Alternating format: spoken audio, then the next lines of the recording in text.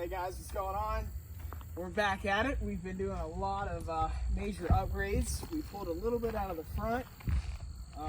Upgrades. We got the body on. We are having a little bit of trouble with the A-columns, but we got some plans to chop that and put a pipe right along there. As you can see, our intake's off. We ran into some big problems last night. And if you come back over and look at our beautiful engine bay, oh, there's Shag. As you can see, cylinder 6, well, you can't see. If you look in there, has coolant mixed under the spark plug. So yesterday we actually got it off and we're messing with it since we had a plume of white smoke coming out of the exhaust. Hey, turn your headlights on. You mean your one headlight?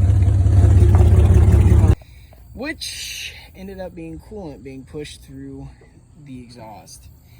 Now we're leaning towards a cracked head or a damaged head gasket, which neither of them are what we expected.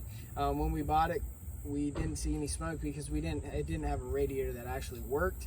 So we're gonna go fix some things, hopefully, and be back with a little bit more progress here sooner or later.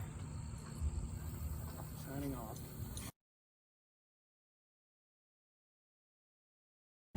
Hey guys, welcome to the channel. We've got this Xterra, I don't know what year it is, but we've got this Xterra here, and it runs okay. It's got a shit ton of electrical gremlins in it and whatnot. And so what we're gonna do today is we're gonna pull the motor and trans out of this Xterra right here. We've got another Xterra outside, the engine and trans is shot, is done, gone for it. So we're gonna take this, pull it out, we're gonna bring next one in, we're gonna bring it in, pull it out, and we're gonna take this motor and trans and put it in our one outside. That's all.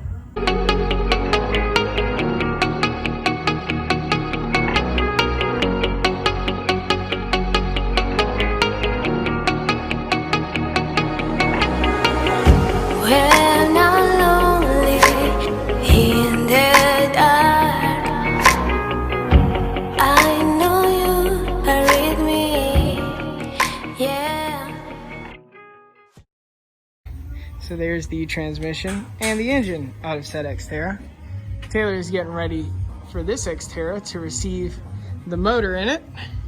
Been working on that, pulling all this stuff apart. Draining the radiator right now. We already unhooked the stuff off the top, and now we're working on the transmission back in there. Kind of zooming around a little bit of the shop. Shag took off a tire that needed to be replaced for 5 years, and it's been a pain in the ass for him. He's been fighting with it for about an hour. We put it underneath the lift to try to get it off, but it is beaded on there, unfortunately, beautifully. Don't forget the pieces. You gotta have the pieces. And there's the rest of it down there. So, zooming around. Tanner is working on the POS / Casper / Frankie. So we decided we're gonna take off the head and replace the head gasket for hopefully a success, and that way we don't have coolant in cylinder 6. Isn't that right, Tanner? That is correct. So right now we're taking it all apart. We don't see any warps on the camshafts, so we're hoping that that's fine on that end, but we definitely know the head gasket's blown.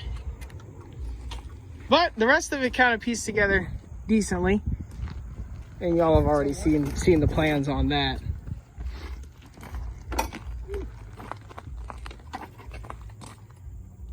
Alrighty, so a few hours later, no, that's not the engine from that Xterra. That's from the other one. This one's ready. We just got to pull out some flywheel bolts. We're going to do that tomorrow. It's currently about 12 o'clock here. Now we're going to focus back to the boys in blue.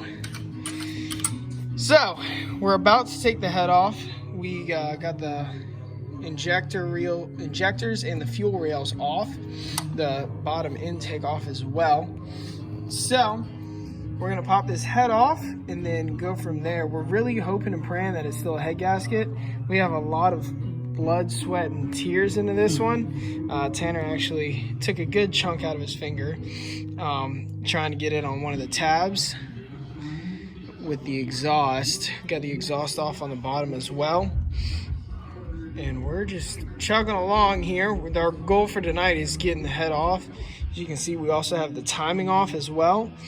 So we're really dedicated. We're really hoping and praying that, again, it's the head gasket, because I mean, we want to get this thing. We don't want to give up on it yet. I mean, we've already got the body on, and we're slowly working on that, like stated before. As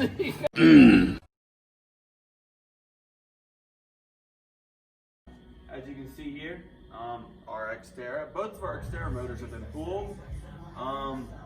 Some issues, all the plugs are the same, but one intake manifold has got a EGR on it, and the other one that's way over there does not. Here, I'll grab it for you.